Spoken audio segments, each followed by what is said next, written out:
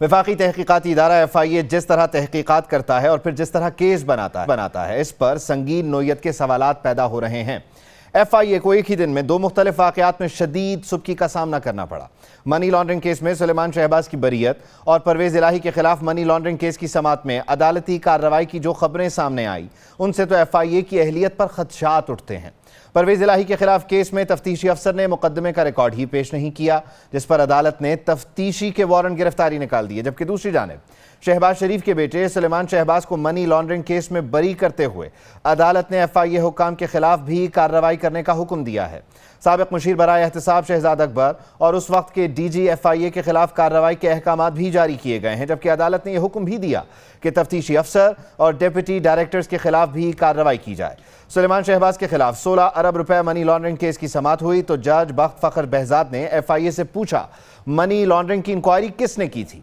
FIA के वकील ने जवाब दिया, JIT ने इंक्वायरी की, जिसकी सरबराही डॉक्टर रिजवान ने की।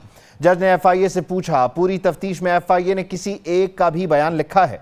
FIA के तफ्तीशी अफसर अदालत के इस सवाल पर खामोश हो गए। जज ने पूछा, जो लोग इंक्वायरी और इन्वेस्टिगेशन में अपना मौक़िफ़ तब्दील करते रहे उनके खिलाफ क्या कार्रवाई की? तफ्तीशी अफसर अली मर्दान ने कहा, हमने कोई कार्रवाई नहीं की।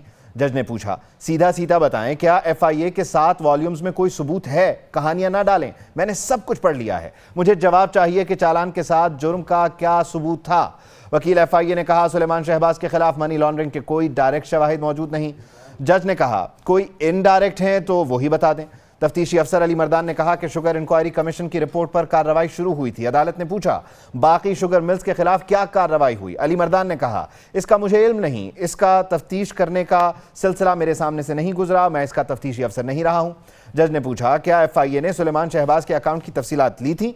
अली मर्दान ने कहा, जी, अकाउंट की तफसीलात ली थी, लेकिन उनका अकाउंट इस्तेमाल नहीं हुआ। अदालत ने पूछा, तो फिर उनके खिलाफ केस क्यों बनाया? तफ्तीशी अफसर ने जवाब दिया, क्योंकि सुलेमान शहबाज के अकाउंट्स में पैसे जमा होते थे और कैश में निकलते थे। अदालत ने कहा, पैसे जमा होना और निकलना ये कौन सा जुर्म है? मैंने इसीलिए FIA को बुलाया था कि आकर बताएं इतने साल क्या ड्रामा चलता रहा। शहजाद अकबर को रिकॉर्ड कौन देता था जो वो प्रेस कॉन्फ्रेंसेस करते थे?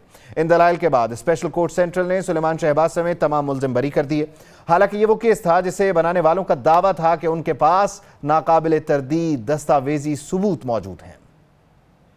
अनडिनाइबल सबूत हैं, सारी डॉक्यूमेंट्री एविडेंस और बैंकिंग ट्रांजैक्शन है। अब मैं ना मानूं कि रट जितनी मर्जी लगा लें, लेकिन इसमें से इनका बचना आसान नहीं होगा। जिस केस को बनाने वाले दावा करते थे कि इसमें मुल्जिमों का बच निकलना मुश्किल है, फिर उसी केस के मुल्जिम आखिर बरी कैसे हुए? खामी केस में थी, तफ्तीश में, या ये केस अदालत में जाकर खराब किया गया? ये सवाल पूछेंगे केस को कवर करने वाले PNN के नुमाइंदे सुलेमान आवान से, और हमारे साथ मौजूद होंगे साबिक additional DG FIA Ammar Jafri. उनसे पूछेंगे क्या दीगर केसेस की तफ्तीश और इस्तगासा में भी FIA का यही रवैया होता है या इस बार कुछ अलग किया गया? सुलेमान हमारे साथ हैं। सुलेमान, आज की जो समात थी उसके दौरान हैरान कुन बात यह सामने आई कि मनी लॉन्ड्रिंग केस की इस पूरी तफ्तीश में FIA ने किसी का बयान ही शामिल नहीं किया। फिर ये केस किन शवाहिद पर बनाया गया, क्या तफसील है? चालान में क्या कहा गया था? मनी लॉन्ड्रिंग का ये मुकदमा दर्ज किया गया था शरीफ फैमिली के खिलाफ 25 अरब रुपए का, लेकिन जब चलान अदालत में जमा करवाया गया तो इसमें 16 अरब रुपए का चलान जमा करवाया गया था, और चलान जो था वो FIA बैंकिंग जराइम कोड 1 में जो है वो जमा करवाया गया था, और उस वक्त इसमें 112 के करीब जो बैंकर्स थे उनका रिकॉर्ड जो है वो जमा करवाया गया था अदालत में।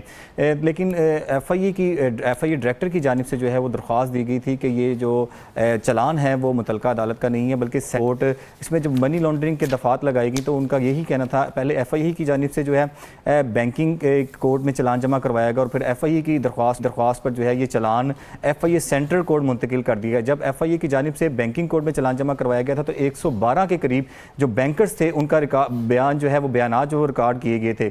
लेकिन जब चलान को जब सेंट्रल कोर्ट में किया गया था और उसमें मजीद दफात ये लगा दी गई थी एंटी मनी लॉन्ड्रिंग की, तो उसमें जो 112 के करीब जो बैंकर्स थे उनके जो बयानात थे वो अब जो है वो किसी काम के नहीं नहीं थे, वो किसी उस हवाले से तो बयानात नहीं थे, लेकिन इनके पास अगर आप कह रहे हैं सबूत की बात करें तो सबूत एक इनके पास 16 अरब रुपए की मनी लॉन्ड्रिंग की ट्रांजैक्शंस जो थी, जो बैंकर्स